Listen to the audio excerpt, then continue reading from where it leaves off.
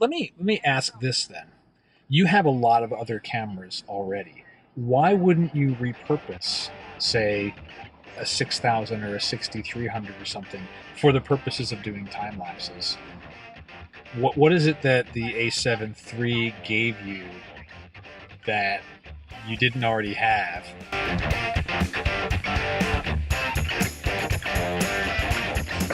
Actually, I've lost my balance getting in. I don't know why. Gosh, man, there's a lot of electronics in this car. Yeah. Leaving me hanging. I'm gonna just do it Oh, myself. I was waiting for my valet to press the button. You know, I'm not used to actually. It's been a while. I think it feels like it's been a while, but It it actually hasn't. It hasn't been No, a while. it hasn't been I a think while. today's just an off day. It is an off day. Actually, it's an off day for a variety of reasons. Before we get there, we are photographers in cars. I'm Scott Davenport. I'm Spencer. I'm Spencer Pablo. He's not even I'm sure. Trying today. So welcome to our newest episode yet.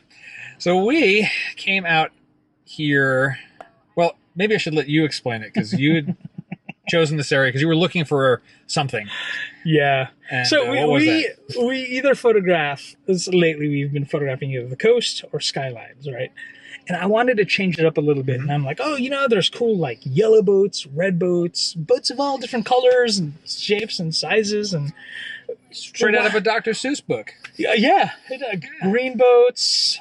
Yeah. Anyway, so I'm like, you know what? We can go to the harbor, photograph something with just color, and I show up, I don't know, maybe about an hour and a half ago, and I'm just doing a site survey, doing a slow drive around the harbor that we're currently sitting at. Mm-hmm. And I am not finding anything visually compelling. Yeah. And I'm like, usually I can. It was, well, I made a short video about it. Oh, Yeah. let's Take see. a look.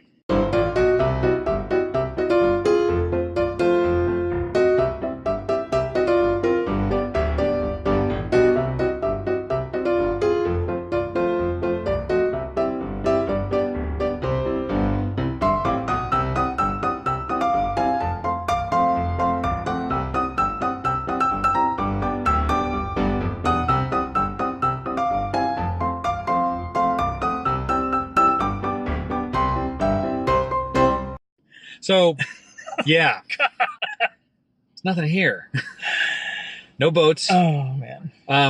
I think there was a 2-inch wave from the wake of like, Uh, it wasn't quite a paddle boat, but it looked like one of those covered, I don't know, maybe like a 6-passenger. one of those canopy, like, Yeah, canopied type thing. yeah.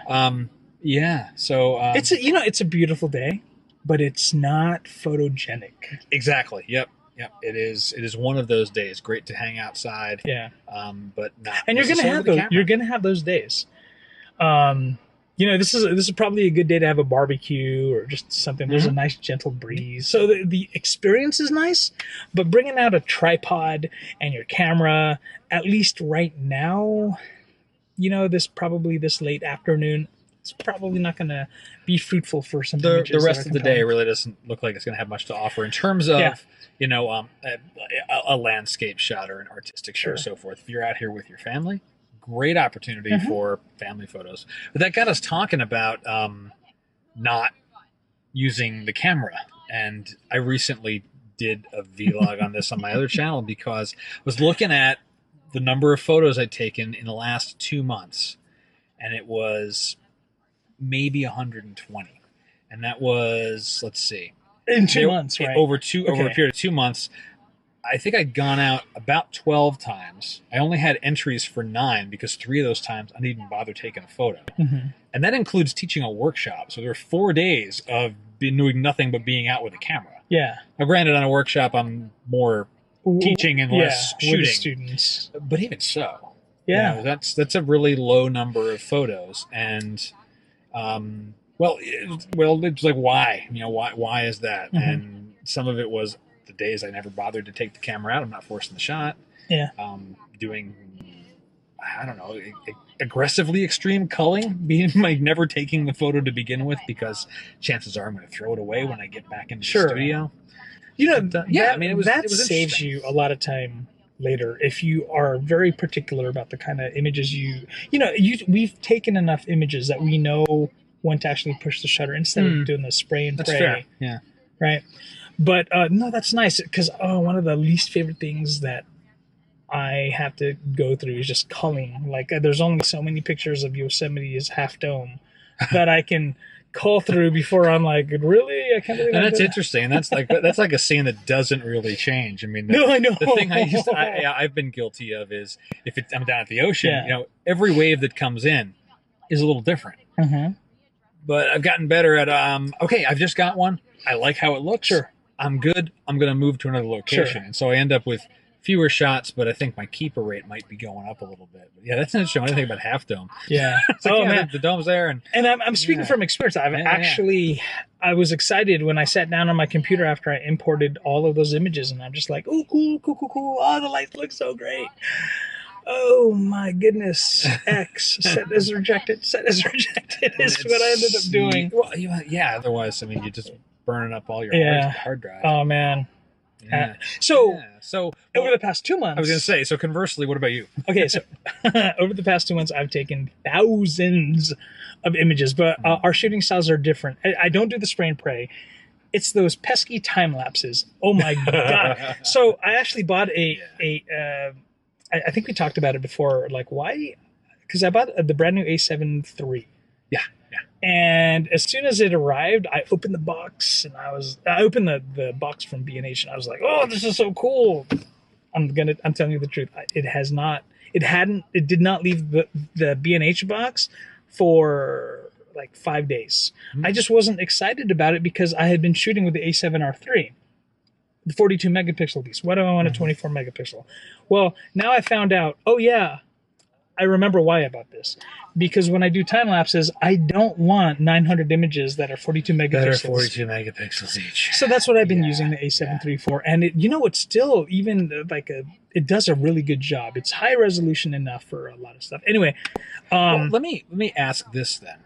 You have a lot of other cameras already.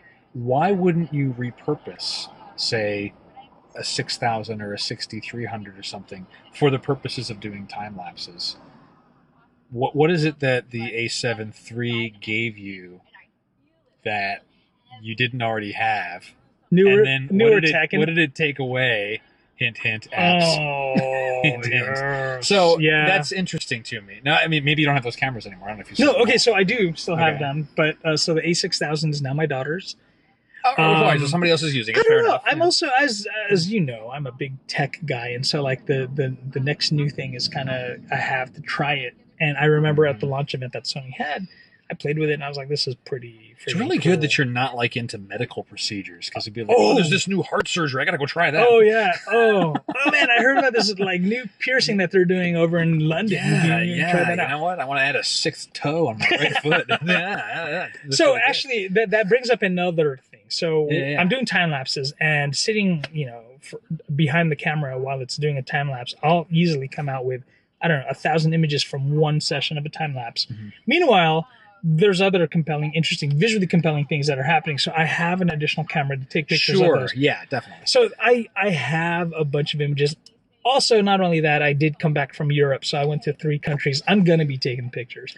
So this is an outlier 2 months back. But now, will you keep all of the original single shots from the time lapses once you're done with them? I do. Really? I do, but I'm not going to keep it for too much longer because I have now. I'm counting. Can't carry the one.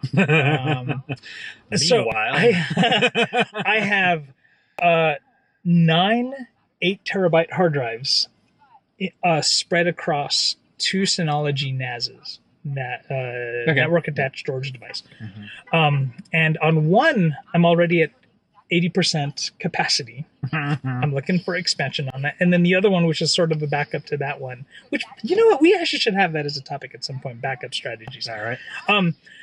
That one is at 40%. And I'm like, dude, I literally just put this one together at the beginning of the year. So I'm not going to be keeping those 42 megapixel images for too much longer. There's no need. It's like, unless you made a mistake, and I can understand keeping them for a period of time. Yeah. You look at the time lapse, you're done with it, and you go, oh, wait a minute, this one 5-second window is wrong. Okay, go fix it. But after that, You know, for me, that's like video is the thing that chews up disk space for me. You know, once I've rendered out a project and it's, I mean, I'm not doing client work. Yeah. You know, so, but once, you know, for YouTube or, you know, this show, once it's up, it's published, it's been released, that's it. I got to get rid of the original footage. I'm going to adopt that. I can't keep it all. No, for sure. And I've done it previously. I've even done that with like family video, where I kept all of the original footage. Like, oh, if I ever had a terrible event, I'd be able to recreate everything. It's like, that's dumb. I want to just make sure I don't lose the final product, and I'll be okay because I'm not going to go back and sift through raw footage and go, oh, that's one thing that I could save for later. Oh man, I did this thing like years ago for my when my son played Little League, and it was it ended up being about a 4-minute video, but it took all season to make a film because it was just taking these little slices of stuff. And, wow. I would not want to do that again. It was fun at the time, but. So I came out with a video about a month ago. It's called Ode to La Jolla, and I actually did that because I had so many scraps of stuff that were like, I don't know, 20-second snippets of, oh, I really dig this, but it's like disorganized on my computer. But the theme is La Jolla. Let me put it together and then delete the video. So I did it for that one, but for some reason I got thousands of images of the same thing with very, very tiny degrees of light changes from one frame to the next. I have to change that up. I'm not going to do that anymore. Yeah, you know what? And I'm going to like kind of reverse myself on I was talking about with the shots of the ocean. After I get one that I'm happy with, I'll move on. Sure. If it's a place that I'm not going to frequent often, like I've only been to Yosemite technically twice, only once that it really counted. If you're there and all those little subtle changes, fine, great. I'm going to take a whole bunch of them. Yeah. But then once I get back, I'll ditch. Yeah. I mean completely. They're just deleted off of the hard drive. They just will never. So how long? Okay, I know we talked about this last year. How long do you keep your RAWs for? Well, I'll keep. For photos that I've processed and produced, I mean, most of the time it's non-destructive. So I keep the RAW, otherwise I'd lose everything. So if it's a photo that I want to keep, I keep the RAW forever. Okay. If it's something that I've assembled into a video, like I said, once the video has been published, you're done. That's done. Okay. If it were a time lapse or if I've, even if it's for a still, like doing like Star Trail type thing, once I'm convinced I'm happy with it, it might be 30 days and then it gets... Just, all the individual frames first, they're gone. Okay, that's cool. Why? I mean, I'm not going to use them. No, that's true. Yeah, and that's why I don't have to have 17 8-terabyte drives daisy chained together in a complex thing. Yeah, I got enough. Expensive. I don't know, but I mean, you're like, oh well, I just got this other camera here because I just want it. It's like, apparently, someone comes to your house with a pallet of dollar bills and just backs it up and dumps it on your lawn. Yeah, it's pretty awesome. Yeah, now everybody knows where to go early in the morning if you want to pick up a stack of bills. Yeah, if you want some bills, just come over because that's how I pay for my habit. Yeah. Oh man. Yeah. But hey, as long as it's like the, what do you call it? The yin yang circle of life. Yeah, no, for sure. It feeds the hobby and it feeds the business, and that's great. Yeah, it's awesome. So I'm looking around and I'm just like, there's still really nothing here, but I do see kind of a restaurant over there, and I'm just kind of drawn to that restaurant. Yeah. And maybe something's gonna happen after we put food in our bellies. At the very least, we wouldn't be hungry. Yeah. Hey. Yeah. Let's go do that. All right, my friends.